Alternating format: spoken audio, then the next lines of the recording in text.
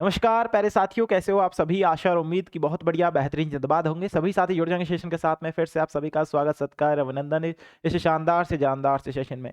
जी हाँ साथियों, एलडीसी भर्ती 2026 जो अपना जनरल साइंस का जो सिलेबस है उसके बारे में हम लोग आज के इस वीडियो में बात करेंगे। एक बार जितने भी साथी जुड़े हैं ना, सेशन को लाइक शेयर सब्सक्राइब कर देना, अपने मित्रों के साथ अवश्य रूप से शेयर कर देना साथियों, ठीक है। जो साथी मेरे को जानते हैं अच्छी बात है, जो साथी नहीं जानते उनको बता दूं, माई सेल्फ नवनीत, और मैं आपको जनरल साइंस की स्टडी कराता हूं, जिसमें आप अगर मेरे से पहले से चैनल से अटैच होंगे या पहले से मेरे से जुड़े हुए तो आप लोगों को पता होगा, नहीं पता तो धीरे धीरे आपको पता लग जाएगा। आज के इस वीडियो में हम लोग बात करने वाले हैं एलडीसी के सिलेबस के ऊपर दोस्तों। एलडीसी में जो आपका जनरल साइंस का सिलेबस है, जो आपके पीडीएफ में जो आपके फॉर्मेट में दिया हुआ है, उसके बारे में बात करेंगे दोस्त, है ना। उसके बारे में बात करने वाले, प्लस में मेरे भाई हम लोग यहाँ पे बात करने वाले हैं, हम लोग यहाँ पे बात करने वाले आपकी तैयारी की रणनीति क्या रहनी चाहिए, एग्जैक्टली स्ट्रेटेजी हमको क्या बनानी है, किस तरीके से तैयारी करनी है और कैसे हम लोग एक सिक्योर जॉब हासिल कर सकते हैं, एक सिक्योर जॉब ले सकते हैं दोस्त, ठीक है।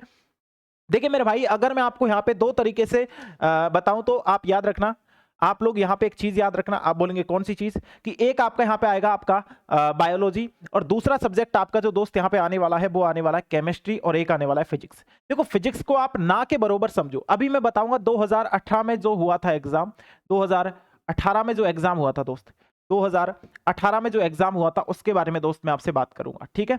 2018 में जो एग्जाम हुआ था उसमें किस प्रकार से जनरल साइंस के क्वेश्चंस पूछे थे।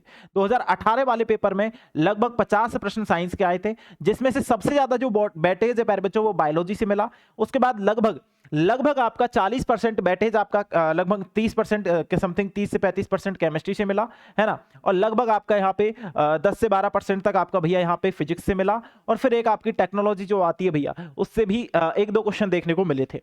हम ये बात कर रहे हैं केवल 2018 के पैटर्न की। इसके आधार पे फिजिक्स, केमिस्ट्री, बायोलॉजी तीनों सब्जेक्ट्स रिलेटेड किस प्रकार से पेपर पैटर्न बैठा था उसके बारे में दोस्त एक बार आप लोग यहाँ पे देख लो। लेकिन पहले मैं आपको बता दूं कि आपका जो एलडीसी का पेपर होता है मेरे मित्र, वो यहाँ पे दो फेज में होता है। कितने फेज में होता है दोस्त? दो फेज में होता है। दो फेज में यानी कि पहला जो फेज होता है, पहला जो फेज होता है, फेज वन जो होता है, फेज फर्स्ट जो होता है, इसकी अगर मैं आप लोगों से बात करूं तो इसमें आपकी सामान्य विज्ञान पूछी जाती है, दैनिक सामान्य ज्ञान यानी जीके पूछी जाती है, दैनिक विज्ञान पूछी जाती है, आपकी मैथ इसमें पूछी जाती है, जो कि आपका यहाँ पे 3 घंटे का पेपर होता है ना। अंक होता है आपका 100, ठीक है।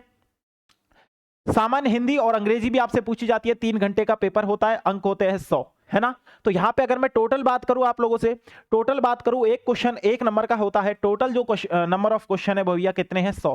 टोटल नंबर ऑफ क्वेश्चन 100 है, तो याद रखना यहां पे 100 हो गए, यहां पे 100 हो गए, ठीक है दोस्त। हाँ, इसके बाद फेज सेकंड जो आता है वो निःशक्त जन व्यक्तियों से भिन्न अभ्यासार्थियों के लिए है, जो जो चीजें यहाँ पे लिखी हुई है कंप्यूटर, हिंदी वगैरह के लिए यहाँ पे चीजें है।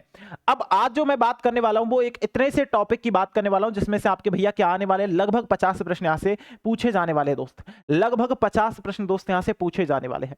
चलिए 2018 के पेपर पैटर्न को मैं आपको बता देता हूं कि 2018 में जो पेपर पैटर्न हुआ था किस प्रकार से उसमें से क्वेश्चंस आए थे दोस्त, ठीक है। अगर मैं बात करूं यहां पे बायोलॉजी की, तो दोस्त यहां पे बायोलॉजी में से जो प्रश्न आए थे वो यहां पे लगभग 18 से 20 प्रश्न आए थे। टोटल प्रश्न कितने आए थे गुरुजी? 50 आए थे। टोटल प्रश्न मेरे भाई कितने आए थे? 50 आए थे, जिसमें से बायोलॉजी में से लगभग 18 से 20 प्रश्न पूछे थे। केमिस्ट्री की बात करूं तो लगभग 15 से 16 प्रश्न इसमें से भी आए थे, और आपकी फिजिक्स की बात करूं तो लगभग 10 से 12 प्रश्न इसी में से आए थे। टेक्नोलॉजी की बात करूं तो यहां पे लगभग आपके 3 से 4 प्रश्न पूछे थे। इस प्रकार से जो पूरा पेपर पैटर्न है दोस्त वो 50 क्वेश्चनों पर बना था, ठीक है। साइंस की बात कर रहा हूं मेरे दोस्त, किसकी बात कर रहा हूं मैं? साइंस की बात कर रहा हूं। तो साइंस में जो पेपर पैटर्न था वो मैंने मेरे भाई आपको यहां पे बताया, है ना, 2018 के हिसाब से। अब अगर मैं बात करूं आपके सिलेबस के अकॉर्डिंग कि कौन कौन से टॉपिक उसमें इंक्लूडेड है ना, और विद सॉल्यूशन आपको पिछले साल में जो कुछ पेपर्स हुए हैं साइंस के उनको हम लोग सॉल्व करेंगे यूट्यूब पे। प्लस में प्रैक्टिस सेट में बहुत जल्दी यूट्यूब पे लाने वाला हूं, इससे पढ़ाई की पाठशाला के यूट्यूब चैनल पर। अगर मैं बात करूं कि आप लोग कंटिन्यू मेरे से पहले से पढ़ रहे हो एनजे क्लासेस जयपुर पर, तो बहुत अच्छी बात है, लेकिन नहीं पढ़ रहे हो तो मेरे दोस्त पढ़ाई की पाठशाला पर भी मैं साइंस की क्लास यहाँ पे लगवाने वाला हूँ। बहुत जल्दी आपको प्रैक्टिस सेट देखने को मिलेगा आपकी एलडीसी एग्जाम के लिए मेरे दोस्त, ठीक है। अब यहाँ पे मैं आपको बताता हूँ कौन कौन से टॉपिक आपको यहाँ पे करने हैं तैयार, जो आपके पीडीएफ में इंक्लूडेड है। अब आप उनको देख लेना कि ये आपको फिजिक्स में रखना है, जो फिजिक्स वाला है उसे फिजिक्स में, जो केमिस्ट्री वाला है केमिस्ट्री में, बायोलॉजी वाला है बायोलॉजी में। और उसके बारे में लास्ट में मैं बात भी करूंगा कुछ बातें कि आपको किस प्रकार से स्ट्रेटेजी बनानी है अपनी पढ़ाई करने की दोस्त, ठीक है। आ जाओ भैया, देखो दोस्त, यहां पे अगर मैं आपसे बात करूं तो सबसे पहले आपको भौतिक और रासायनिक परिवर्तन, physical changes and chemical changes में से क्वेश्चन आने वाले हैं। ऑक्सीकरण और अपचयन अभिक्रिया पूछी जानी, ऑक्सीडेशन वाली अभिक्रिया आपसे मतलब एक तरीके से बताऊं, अभिक्रिया व समीकरण 10th वेस्ट जनरल साइंस का टॉपिक है। दैनिक विज्ञान लिख रहा है यानी डेली साइंस लिख रहा है तो जनरल साइंस आएगी, सिंपल सी बात है। जनरल साइंस में कौन कौन से टॉपिक है, तो जो 10th स्टैंडर्ड जो टॉपिक है ना, जो मैं डेफिनेटली ज्यादातर मैं करवाता हूं बच्चों को, वही सारे टॉपिक आने वाले हैं। अगर आप लोग मेरे भाई बहुत सारे ऐसे भी मेरे दोस्त हैं जो यहाँ पे मेरे से ज्यादा है इसमें, बहुत सारे ऐसे जो मेरे से कम है इसमें ना, तो जितने भी साथी है ना, इतना याद रखना, अपने छोटे भाई बड़े भाई पे विश्वास करके चीजें एकदम ऑथेंटिक दूंगा। आप एक क्लास में समझ जाओगे कि वाकई में चीजें आपको कैसी मिली है। ना कोई पेड बैच निकाला हो, ना कोई पेड टेस्ट सीरीज निकाला हो, क्योंकि ईश्वर की दया से खूब है ना। लेकिन चीजें अगर करनी है तो मेरे दोस्त एक क्लास में जुड़ करके देख लेना, आपको चीजें समझ में आने लग जाएगी, ठीक है। हाँ, वैसे तो आप लोग काफी ज्यादा जो है साइंस को पहले से पढ़ चुके हो, लेकिन कुछ ऐसी चीजें जो आपको शायद नहीं पता, वो चीजें भी हम लोग पढ़ने वाले हैं, ठीक है दोस्त। हाँ, पहले के पेपर के अकॉर्डिंग। उसके बाद उत्प्रेरक आपसे पूछे जाने वाला है आपसे भैया, मेटल नॉन मेटल व प्रमुख यौगिक है ना, मेटल नॉन मेटल और इंपॉर्टेंट जो कंपाउंड्स है ना, वो आपसे पूछे जाने वाले हैं, ठीक है। सामान्य जीवन में प्रयुक्त कुछ महत्वपूर्ण यौगिक, ठीक है। हाँ, some important compounds used to daily life, ठीक है। तो इसमें से भी क्वेश्चंस आएंगे, कैसे आएंगे वो मैं आपको बताऊंगा। इसके अलावा कार्बन व कार्बन के महत्वपूर्ण यौगिक, ठीक है। अब मैंने कार्बन आपको अच्छी तरीके से पढ़ा रखा, हाइड्रोकार्बन, हाइड्रोजन प्लस कार्बन से बने हुए यौगिक को हाइड्रोकार्बन कहते हैं। बहुत अच्छी तरीके से पढ़ेंगे इन चीजों को हम लोग, ठीक है दोस्त। उसके बाद कार्बन के अपर रूप पढ़ेंगे, हीरा, ग्रेफाइट, है ना, आपका फ्लोरीन वगैरह, जो फ्लोरीन वगैरह, ये सारी चीजें। क्लोरोफ्लोरोकार्बन, ठीक है, जो आपका भैया CFC, जो आपको किसमें ओजोन परत में जो क्षति पहुंचाती है, फ्योन वगैरह, है ना, इसमें से भी क्वेश्चन पूछे गए हैं। CNG में से आपसे पूछा जाने वाला है भैया यहाँ पे, ठीक है। हाँ, उसके बाद बहुलक, है ना, पॉलीमर्स में से, साबुन व अपमार्जक में से, ठीक है। प्रकाश का परावर्तन, यहां से क्या हो गया दोस्त, यहां से आपकी फिजिक्स से शुरू हो गई। ये जो थी वो क्या थी भैया, ये आपकी केमिस्ट्री थी, ये आपकी दोस्त केमिस्ट्री थी, ये आपकी फिजिक्स से शुरू हो गई, ठीक है। हाँ, प्रकाश का परावर्तन, जैसे कि जितनी भी चीजों को हम लोग देख पा रहे हैं, जैसे लड़कियों का मेकअप वगैरह होता है, वो सारा क्या है, प्रकाश का परावर्तन ही है ना। प्रकाश के परावर्तन के कारण ही हम लोग देख पा रहे हैं वह उनके नियम, ठीक है। हाँ, यानी reflection of light and it's law, ठीक है।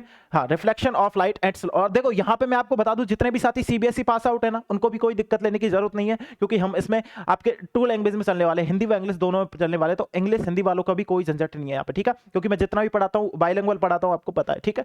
प्रकाश का वर्ण विक्षेपण यहाँ पे रहने वाला है, ठीक है। लेंस के प्रकार पूछे जाने, लेंस का सूत्र, दर्पण सूत्र, दृष्टि दोष, कौन सा दृष्टि दोष है, ठीक है। जरा दृष्टि दोष है, आपका दूरदृष्टि दोष है, निकट दृष्टि दोष है, इनके बारे में, मायोपिया वगैरह, इनके बारे में अच्छी तरीके से हम लोग क्या करेंगे भैया, डिस्कस करेंगे।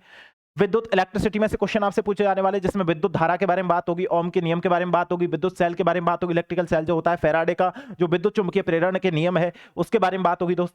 विद्युत जनरेटर, जो जनरेटर आता है उसके बारे में हम लोग बात करेंगे। विद्युत मोटर के बारे में बात करेंगे। घरों में जो विद्युत संयोजन पाया जाता है, श्रेणी क्रम में पाया जाएगा कि समांतर क्रम में, उसके बारे में बात करेंगे।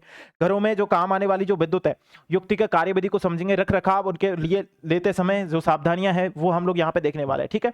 तो ये सारी चीज जो रहेगी ना, ये आपके फिजिक्स वाले चैप्टर के इलेक्ट्रिसिटी वाले चैप्टर से होने वाली है, ठीक है।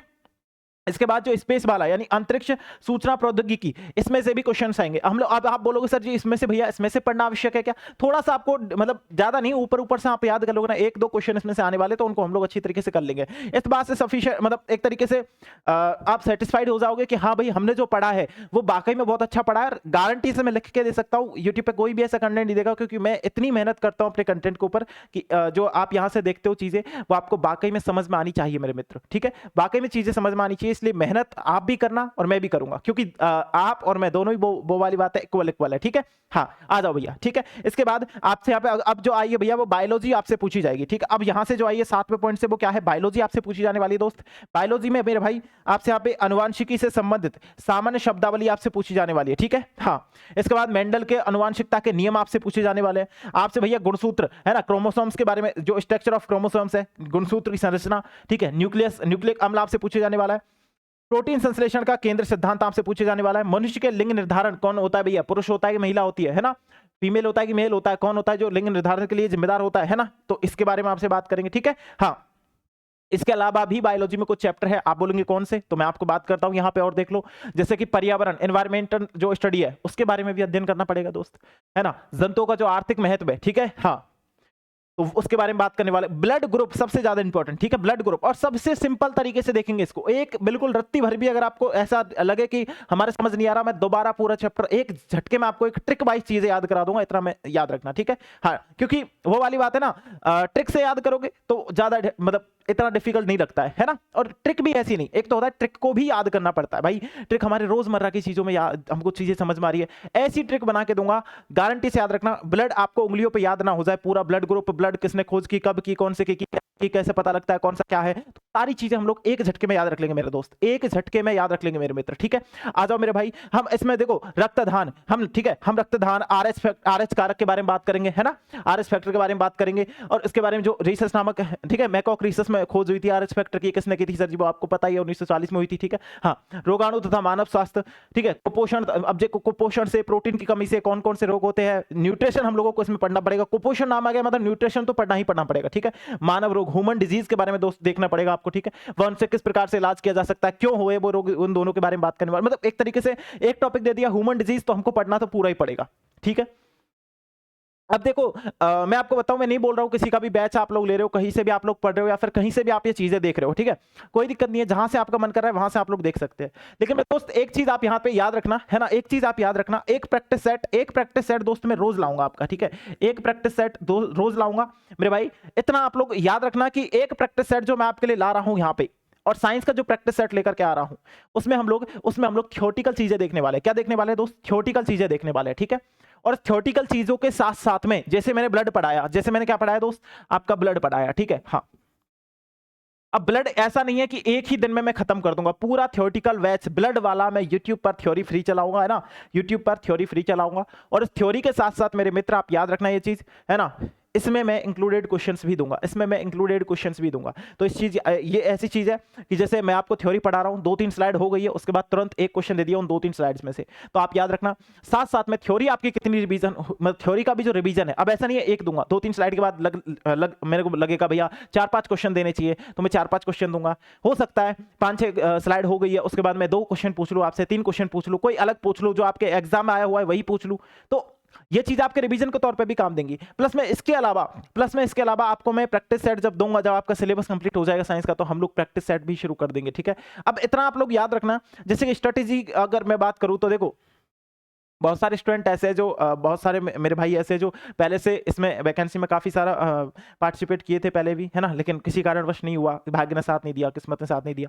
लेकिन इस बार ना किस्मत से हम लोग अटकेंगे ना भैया, कैसे भी तरीके से अटकेंगे, हमको मेहनत करनी है, और अगर लगना है गवर्नमेंट जॉब, एक सिक्योर गवर्नमेंट जॉब हासिल करनी है, तो मेरे दोस्त मेहनत तो साथ साथ में मिलकर करनी पड़ेगी, ठीक है।